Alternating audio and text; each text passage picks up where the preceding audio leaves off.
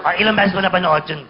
6 na beses kong pinanood yung Titanic. Pag nagtanong ako, masasagot mo. Ay, mapapahiya ka, Iya. Sige, ilan ang namatay at nakasurvive sa Titanic?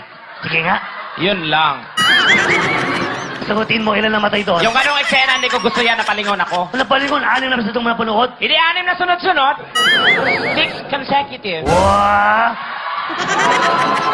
Sige, halika dito. O bakit? Alam mo yung word na sinabi mo? Siyempre, sasabihin ko Ano kung ba? hindi ko alam yan. Ano yun? Consecutive. Sige, ilan ang vowels niyan? Sige nga. Depende sa'yo kung ilang gusto mo.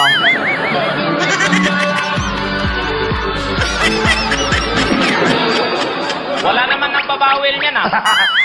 Ano, bawel tumawid, nakamamatay, ganyan. Iba yung vowel sa vowel. Define mo na lang. Wala nang define. Definition lang. Ayun na, consecutive. Nagtatanong lang ako. Sinagot na kita, consecutive. Sagutin mo na. Intek na consecutive na yan, eh.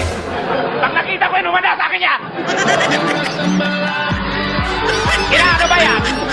Ako na nanahimik ako dito, kinakante ako niyan, ha? Banda sa akin, warning sa akin yan.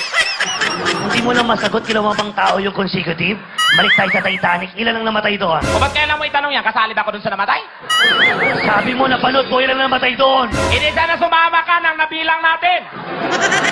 Ang lamig-lamig nung gabing yun, nagyayelo kami, mabibilang ko pa yun? My God, you're getting into my nerves. Wow! Ano yung sinabi mo ulit? Ano yung sinabi mo ulit? Pass.